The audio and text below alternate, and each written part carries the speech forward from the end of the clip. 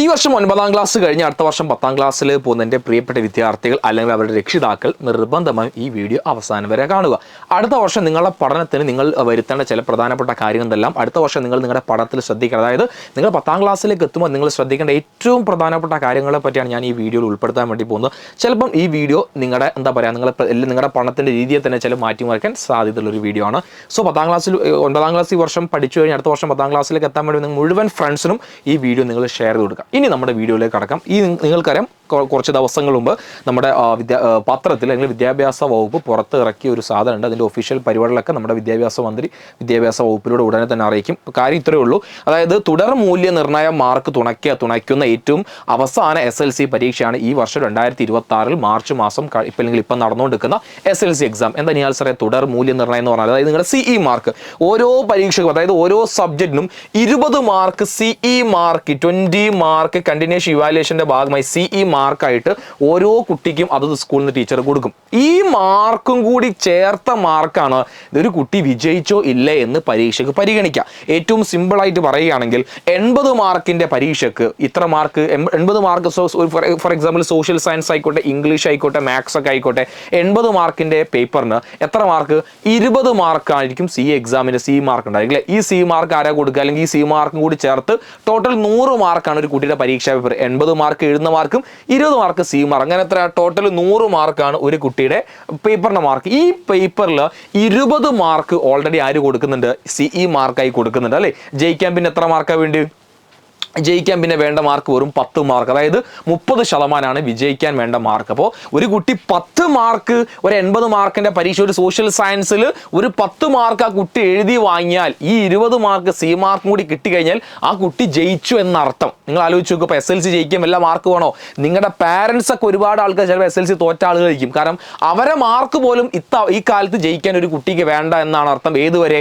2026 ഈ വർഷം വരെ. നേരെ മറിച്ച് 40 മാർക്കിന് ഒരു പരീക്ഷ ആണെങ്കിലോ, ബയോളജി, ഫിസിക്സ്, കെമിസ്ട്രി പോലെ പരീക്ഷയാണെങ്കിലും എത്ര മാർക്ക് മാത്രം വാങ്ങിയാൽ മതി? ഒരു കുട്ടി 4 മാർക്ക് മാത്രം വാങ്ങിയാൽ ആ കുട്ടി ജയിക്കും. അങ്ങനെയാൽ സാറേ 4 മാർക്ക് മാത്രം വാങ്ങിയാൽ 20 മാർക്ക് CE മാർക്ക് ആര് കൊടുക്കുന്നുണ്ട്? പിന്നെ 10 മാർക്ക് CE മാർക്ക് ആര് കൊടുക്കുന്നുണ്ട്? 40 മാർക്കിന്റെ പരീക്ഷയ്ക്ക് 10 മാർക്ക് CE മാർക്ക് അടക്കം 50 മാർക്കാണ് CE മാർക്ക് കിട്ടാൻ വേണ്ടി പോകുന്നത്.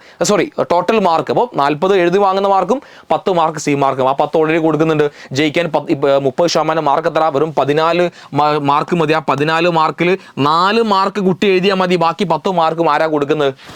ക്ലാസ് ടീച്ചറാണ് CE മാർക്കായി കൊടുക്കുന്നത്. ആ കുട്ടി ജയിക്കും. അപ്പോൾ തോൽവിയുടെ എണ്ണം അല്ലെങ്കിൽ തോൽവി നമുക്ക് സ്വാഭാവികമായിട്ടും കുറയും. SLC തോൽക്കുക എന്ന് പറഞ്ഞാൽ വലിയ പണിയാണ്. തോൽക്കുക എന്ന് പറഞ്ഞാൽ അത്തരം സൗകര്യം 2026 വരെയുണ്ട്. എന്നാൽ അടുത്ത വർഷത്തെ കുട്ടികൾക്ക് ഈ സൗകര്യം കിട്ടാൻ വേണ്ടി പോകുന്നില്ല. അടുത്ത വർഷത്തെ കുട്ടികൾ അതായത് നിങ്ങൾക്ക് ഈ CE മാർക്ക് ഒഴിവാക്കി കളഞ്ഞു. മിനിമം ഈ പറഞ്ഞ 30 മാർക്ക്, അതായത് 80 പരീക്ഷൻ്റെ മാർക്കിന് നിങ്ങൾ 24 മാർക്ക് നിങ്ങൾ എഴുതി വാങ്ങണം. അതുപോലെ തന്നെ 40 മാർക്കിൻ്റെ പരീക്ഷയ്ക്ക് നിങ്ങൾ 13 to 14 മാർക്ക് നിങ്ങൾ എഴുതി വാങ്ങിയാൽ മാത്രമേ ഇതിൻ്റെ കൂടെ CE മാർക്ക് എന്ത് ചെയ്യുള്ളൂ? ആഡ് ചെയ്യുള്ളൂ, പരിഗണിക്കുകയുള്ളൂ എന്ന രീതിയിലേക്കാണ് പുതിയ അപ്ഡേഷൻ വരാൻ വേണ്ടി പോകുന്നത്. ഈ വർഷം തന്നെ നമുക്കറിയാം SLC എക്സാം അത്യാവശ്യം ടഫാണ്. കാരണം ഇതിൽ തന്നെ പ്രത്യേകം കൂടുതൽ ഈ വർഷം മുതൽ തന്നെ SLCയുടെ പരീക്ഷയുടെ ചോദ്യ നിലവാരം ഉയർത്തിയിട്ടുണ്ട്. അനായാസം എഴുതാൻ കഴിയുന്ന വിധമുള്ള 30% ചോദ്യം, എല്ലാവർക്കും ഈസിയായി എഴുതാൻ പറ്റുന്ന 30% ചോദ്യങ്ങൾ. അതുപോലെ തന്നെ 50% ചോദ്യങ്ങൾ ശരാശരി നിലവാരത്തിലുള്ളവയായിരിക്കും. ഒരു ആവറേജ് കുട്ടിക്ക് മാത്രം എഴുതാൻ പറ്റിയ ചോദ്യങ്ങൾ 20% നല്ല അത്യാവശ്യം നമുക്ക് മനസ്സിലാക്കി അതിൻ്റെ കൺസെപ്റ്റ് ക്ലിയർ ആക്കി മാത്രം എഴുതാൻ പറ്റുന്ന 20% ചോദ്യങ്ങൾ.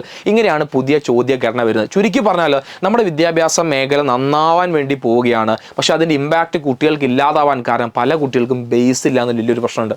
കാരണം കഴിഞ്ഞ അധ്യയന വർഷങ്ങൾ വരെ സംഭവിച്ച ഈസി ആയിട്ട് കുട്ടികൾ അങ്ങനെ പാസ്സാക്കി കുട്ടികളെ തലയിൽ ഒന്നുമില്ല. അതായത് പഠനവുമായി ബന്ധപ്പെട്ട ഒന്നിൻ്റെയും ഫൗണ്ടേഷൻ, സിമ്പിളായിട്ട് പറഞ്ഞാലോ പല സബ്ജക്റ്റിൻ്റെയും ഫൗണ്ടേഷൻ അടിത്തറ കുട്ടികൾക്കില്ല എന്ന് വലിയൊരു പ്രശ്നമാണ്. ഇത് നമ്മൾ അടുത്ത വർഷം മുതൽ നമ്മൾ തുടക്കം മുതലേ സെറ്റ് ചെയ്യണം. അപ്പോൾ ഈ വർഷം 9ാം ക്ലാസ് കഴിഞ്ഞ് അടുത്ത വർഷം 10ാം ക്ലാസ് എഴുതാൻ പോകുന്ന വിദ്യാർത്ഥികൾ ശ്രദ്ധിക്കേണ്ട ആദ്യത്തെ കാര്യം, നിങ്ങൾ നേരത്തെ പഠനം ആരംഭിക്കുക. എങ്ങനെയാണ് സാറേ നേരത്തെ പഠനം ആരംഭിക്കുക? നമുക്കറിയാം ട്യൂഷൻ ക്ലാസ്സുകളൊക്കെ നേരത്തെ സ്റ്റാർട്ട് ചെയ്യും അല്ലേ. അപ്പോൾ നമ്മളെ ക്ലാസ് ഈ വരുന്ന 10ാം തീയതി സ്റ്റാർട്ട് ചെയ്യാൻ വേണ്ടി പോകുന്നുണ്ട്. അപ്പോൾ ക്ലാസ്സുകൾ 10ാം തീയതി പറഞ്ഞാൽ ഏപ്രിൽ മാസം 10ാം തീയതി നമ്മളെ ക്ലാസ് സ്റ്റാർട്ട് ചെയ്യാൻ വേണ്ടി ഇപ്പോൾ 10ാം തീയതിയോ 6 okay whatever it is April first week നമ്മൾ ക്ലാസ് സ്റ്റാർട്ട് ചെയ്യുന്നത്. ഇതുപോലെ പല സ്ഥലത്തും ക്ലാസ്സുകളൊക്കെ സ്റ്റാർട്ട് ചെയ്യുന്നുണ്ടോ അല്ലേ? അപ്പം ഏറ്റവും മികച്ച ആളുകളെ കൂടെ നിങ്ങൾ പഠിച്ചു തുടങ്ങുക എന്നുള്ളതാണ് ഒന്നാമത്തെ കാര്യം. പഠനം നേരത്തെ നിങ്ങൾ സ്റ്റാർട്ട് ചെയ്യുക. വെക്കേഷനൊക്കെ പഠിക്കാൻ പോയി എന്ത് ബുദ്ധിമുട്ടാണ് സാറേ, ഞങ്ങൾക്ക് ഒന്ന് എൻജോയ് ചെയ്യാൻ. നിങ്ങൾ ആലോചിച്ചോക്കടാ, നിങ്ങൾ വെക്കേഷനിൽ പഠിക്കുന്നത് വെറും 2 മണിക്കൂർ, ഏറ്റവും മാക്സിമം നിങ്ങൾ വെക്കേഷനിൽ പഠിക്കുന്നത് വെറും 2 hours, 24 മണിക്കൂറിൽ 22 മണിക്കൂർ നിങ്ങൾക്ക് അവിടെ ബാക്കിയാ എൻജോയ് ചെയ്യാൻ വേണ്ടി. അപ്പം നിങ്ങൾ വെക്കേഷൻ്റെ ക്ലാസ്സുകൾ ആരംഭിക്കുമോ? അയ്യോ അതൊരു ബുദ്ധിമുട്ടാണ്, നിങ്ങൾ കാണാൻ പാടില്ല. അങ്ങനെ നിങ്ങൾ ചിന്തിക്കുകയാണ്, നിങ്ങൾ മനസ്സിലാക്കുക നിങ്ങൾക്ക് നിങ്ങളോട് വലിയ താല്പര്യമില്ല, നിങ്ങളുടെ പഠനത്തോടും താല്പര്യമില്ല, നിങ്ങൾ ജീവിതത്തിൽ നാളെ എവിടെ എത്തിപ്പെടണം, അല്ലെങ്കിൽ കുറച്ചും കൂടി ഉയരത്തിലെത്തണം, അല്ലെങ്കിൽ അക്കാഡമിക് വൈസ് എനിക്ക് മികച്ചതാണോ എന്നൊന്നും താല്പര്യമില്ലാത്ത ആൾക്കാരാണ് നിങ്ങളെന്നാണ് അങ്ങനെ ചിന്തിക്കുന്ന കുട്ടികളുടെ ഒരു മിനിമം പറ. അപ്പോൾ നിങ്ങൾ അങ്ങനെ ചിന്തിക്കാൻ പാടില്ല. വെറും 2 മണിക്കൂറാണ് ആ നേരത്തെ പഠിക്കാൻ പഠനത്തിലെ നിങ്ങൾ മാറ്റിവെക്കുക. അതുപോലെ തന്നെ ഫൗണ്ടേഷൻ നിങ്ങൾ സെറ്റ് ചെയ്യുക. ഏതാ ഫൗണ്ടേഷൻ എന്ന് പറഞ്ഞാൽ maths, physics, chemistry, biology, social science. കുട്ടികൾക്ക് ഏറ്റവും കൂടുതൽ ടഫായത് കഴിഞ്ഞ വർഷം അല്ലെങ്കിൽ ഈ വർഷം മാറുന്ന സബ്ജക്ട് സോഷ്യൽ സയൻസാണ്. അപ്പോൾ ഇത്തരത്തിലുള്ള എല്ലാ സബ്ജക്റ്റിൻ്റെയും ബേസ് അടിത്തറ നിങ്ങൾ സെറ്റാക്കണം. അത് ഏത് സമയത്ത്? വെക്കേഷനിൽ മാക്സിമം നിങ്ങൾ എന്ത് ചെയ്യുക, ആ ക്ലാസ്സുകൾ അറ്റൻഡ് ചെയ്ത് ബേസിക്കായി കാര്യങ്ങളൊക്കെ മനസ്സിലാക്കി നിങ്ങൾ പോവുക. അതുപോലെ തന്നെ ഡെയിലി മിനിമം 2 മണിക്കൂർ നിങ്ങൾ പഠിക്കാൻ മാറ്റി വെച്ചാൽ മതി. ഞാൻ സാറേ 10ാം ക്ലാസ് 2 മതി. നിങ്ങൾ ഞാൻ പറയുന്ന വെക്കേഷൻ മുതൽ നിങ്ങൾ ദിവസം 2 മണിക്കൂർ പഠിച്ചു. അതായത് വെക്കേഷനിൽ വെറും 4 hours നിങ്ങൾ വെറും പഠനത്തിന് വേണ്ടി മാറ്റി വെക്കുന്നുള്ളൂ. ബാക്കി 20 മണിക്കൂർ നിങ്ങൾക്ക് ഇഷ്ടമുള്ളത് ചെയ്യാൻ സമയമുണ്ട്. അതുകൊണ്ട് എൻ്റെ വെക്കേഷൻ അവിടെ സ്പോയിൽ ആവുന്നുണ്ട് ഒരു കുട്ടിയും പറയാൻ പാടില്ല. ഇത് വളരെ ഇമ്പോർട്ടൻ്റ് ആയ കാര്യമാണ്. ഇനി അടുത്ത കാര്യം, ആർക്ക് വേണ്ടിയാണ് ഞാൻ അതൊക്കെ ചെയ്യുന്നത്? ഇത് നിങ്ങൾ എപ്പോഴും ചിന്തിക്കേണ്ട ഒരു കാര്യമാണ്. പാരൻസ് നിങ്ങൾ ഇങ്ങനെ പുറകെ നടന്ന് എത്രയോ പഠിക്കുക എന്ന് പറഞ്ഞുകൊണ്ട് പ്രത്യേകിച്ച് ഒരു ഗുണമില്ല. നിങ്ങൾ ആലോചിച്ച് നോക്കുക, എനിക്ക് തന്നെ നിരന്തരം പാരൻസ് വിളിക്കാറുണ്ട്, പല കാര്യങ്ങൾ പറഞ്ഞിട്ട്. അപ്പോൾ ചിലപ്പോൾ നമുക്ക് സങ്കടവും. കാരണം ഇപ്പോൾ പല ആളുകളും പറയും നിങ്ങൾ ഈ 24 hours നിങ്ങൾ ക്ലാസ് കൊടുത്തോളി എന്നാണ് പറഞ്ഞത്. അത് നമുക്ക് പോസിബിളായ കാര്യമല്ല. ഒരു അധ്യാപകനെ സംബന്ധിച്ചോളം, ട്യൂഷൻ ക്ലാസ് സംബന്ധിച്ചോളം, അല്ലെങ്കിൽ മറ്റൊരു ഇൻസ്റ്റിറ്റ്യൂഷനെ സംബന്ധിച്ചോളം ദിവസം മുഴുവൻ ക്ലാസ് വെക്കാൻ കഴിയില്ല. അവർ കൃത്യമായ അവർക്കൊരു പ്ലാനിങ് ഉണ്ട്. അവർ ക്ലാസ് തീർക്കുന്ന ഒരു മൊഡ്യൂൾ തീർക്കുന്നുണ്ട്. ആ സിസ്റ്റമാറ്റിക്കായിട്ട് പോവുക. പക്ഷേ കുട്ടികൾ വീട്ടിൽ പോയി പഠിക്കില്ല. പാരൻസ് പാവണായിട്ട് നിങ്ങൾ സങ്കടം കൊണ്ടായിരിക്കും പല അധ്യാപകരെയും വിളിക്കുക, നിങ്ങൾ എന്തെങ്കിലും ഒന്ന് കാട്ടിത്തരീന്ന് പറഞ്ഞിട്ട്. കാരണം അവർ പറഞ്ഞാൽ കേൾക്കുന്നില്ല. ഇത് വളരെ പ്രധാനപ്പെട്ട ഒരു കാര്യമാണ്. അപ്പോൾ ഈ വീഡിയോ കാണുന്നത് നിങ്ങളിപ്പോൾ കുട്ടികളായിക്കോട്ടെ, നിങ്ങൾ പാരൻസ് ആയിക്കോട്ടെ, ഇത് നിങ്ങൾ കുട്ടികളെ പറഞ്ഞ് മനസ്സിലാക്കണം. കുട്ടികൾക്ക് ഇത് മനസ്സിലാവണം. അടുത്ത വർഷം നിങ്ങൾ നിങ്ങളുടെ പഠനത്തെ ആർക്ക് വേണ്ടിയാണ് പഠിക്കുന്നത്? നമ്മൾ പഠിച്ച ആർക്കും കൊടുക്കുക? നമ്മുടെ പാരൻസിനാണ്? ഒരിക്കലുമല്ല.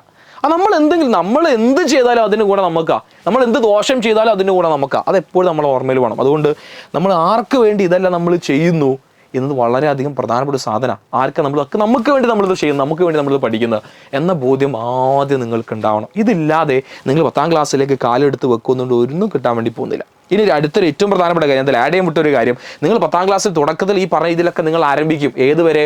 ഒരൊറ്റ മാസം. അത് കഴിയുമ്പോൾ നിങ്ങൾ വീണ്ടും ബാക്ക് ടു നിങ്ങൾ ആ പഴയ ട്രാക്കിൽ പോകും. അതുകൊണ്ട് ഒരു ഗുണം കിട്ടാൻ വേണ്ടി പോകുന്നില്ല. വളരെ കൺസിസ്റ്റൻ്റ് ആയി നിങ്ങൾ എന്ത് ചെയ്യുക, പഠിക്കാൻ വേണ്ടി തീരുമാനിക്കുക.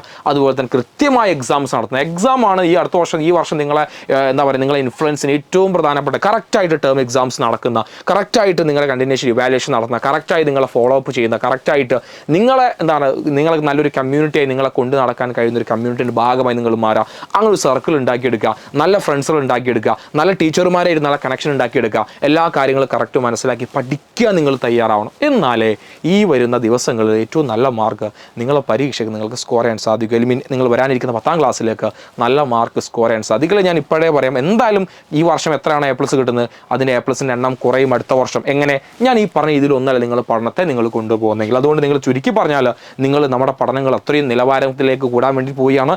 അതിൻ്റെ തുടക്കം മുതൽ നിങ്ങൾ എന്ത് ചെയ്യുക, ഈ കാര്യങ്ങൾ മനസ്സിലാക്കി പഠിക്കാൻ വേണ്ടി ശ്രമിക്കുക. ഇതൊരു അധ്യാപകൻ എന്ന നിലയിൽ തൻ്റെ കുട്ടികൾക്ക് പറഞ്ഞു കൊടുക്കുന്ന ഏറ്റവും അടിസ്ഥാനപരമായ കാര്യമാണ്. ഇത് നിങ്ങൾ അത്രയും ഇമ്പോർട്ടൻ്റ് ആയിട്ട് അടുത്ത വർഷത്തെ നിങ്ങൾ കൺസിഡർ ചെയ്തേ മതിയാകൂ. അപ്പോൾ എൻ്റെ എല്ലാ കുട്ടികൾക്കും ഓൾ ദി വെരി ബെസ്റ്റ്. എല്ലാത്തിനും പോസിറ്റീവായിരിക്കും. അപ്പോൾ നമ്മൾ എന്തായാലും നിങ്ങളെ കൂടെ ഉണ്ടായിരിക്കും. അടുത്ത വർഷം ഏറ്റവും ബെസ്റ്റ് മാർക്കിൽ എത്തിക്കാൻ നിങ്ങളുടെ ഫൗണ്ടേഷനും കാര്യങ്ങളൊക്കെ സെറ്റ് ചെയ്ത് നിങ്ങൾ അടിപൊളിയാക്കി ഞങ്ങൾ നിങ്ങളെ കൂടെ ഉണ്ടായിരിക്കും. അപ്പോൾ ഇടയ്ക്കും നിങ്ങൾ നോക്കുക. നിഹാൽ സാറിൻ്റെ ചാനൽ സബ്സ്ക്രൈബ് ചെയ്യാത്തതൊന്ന് സബ്സ്ക്രൈബ് ചെയ്ത് വെക്കുക. നിങ്ങളുടെ കൺസേൺ എന്താണ്? അടുത്ത വർഷം നിങ്ങളുടെ അവസ്ഥ എന്താണ്? ഫിസിക്സ്, കെമിസ്ട്രി, ബയോളജി അവസ്ഥ എന്താണ്? സോഷ്യലിൻ്റെ അവസ്ഥ എന്താണ്? ഹിന്ദി അവസ്ഥ, ഇംഗ്ലീഷ് അവസ്ഥ എന്താണ്? നിങ്ങൾ അടിപൊളിയായി മുന്നോട്ട് പോകാൻ നിങ്ങൾ റെഡിയാണോ? അല്ലെങ്കിൽ നിങ്ങളുടെ ഇഷ്യൂസ് നിങ്ങൾ തിരിച്ചറിയാം. അതൊക്കെ നിങ്ങൾ താഴെ കമൻറ്റ് ചെയ്തോ. അതിനുള്ള പരിഹാരങ്ങളും വീഡിയോസൊക്കെ നിഹാൽ സാർ ഇനിയും വരും. അപ്പോൾ ഇതെൻ്റെ മക്കൾ വളരെ ശ്രദ്ധയോട് കൂടി എടുക്കുക. നിങ്ങളെ ക്ലാസ് പഠിക്കുന്ന ഓരോ കുട്ടിക്കും ഈ വീഡിയോ നിങ്ങൾ കണ്ടെന്ന് ഉറപ്പാക്കി. ഇത്രയും കാര്യങ്ങൾ അവൻ്റെ ശ്രദ്ധയിൽ പെട്ടു എന്ന് നിങ്ങൾ ഉറപ്പാക്കണം. നിങ്ങളുടെ ഉത്തരവാദിത്തം നിങ്ങളുടെ ഫ്രണ്ട്സും നന്നാവുക, അടിപൊളിയാവുന്നത്. അപ്പം എല്ലാവർക്കും ഓൾ ദി വെരി ബെസ്റ്റ്. നിങ്ങളുടെ പാരൻസിനും ഈ വീഡിയോ ഷെയർ എടുക്കാൻ മറക്കരുത്. പാരൻസും നമ്മളും ടീച്ചേഴ്സും എല്ലാവരും കൂടി ചേരുമ്പോഴേ നമുക്ക് എന്ത് ചെയ്യാൻ സാധിക്കുകയുള്ളൂ, നല്ലൊരു റിസൾട്ട് അടുത്ത വർഷം 10ാം ക്ലാസ്സിൽ നേടിയെടുക്കാൻ സാധിക്കുകയുള്ളൂ. അപ്പോൾ പരീക്ഷകളൊക്കെ ടഫായിക്കോട്ടെ, നമ്മൾ നിങ്ങളുടെ കൂടെ ഉണ്ട് എല്ലാത്തിനും. അപ്പോൾ ഓൾ ദി ബെസ്റ്റ്.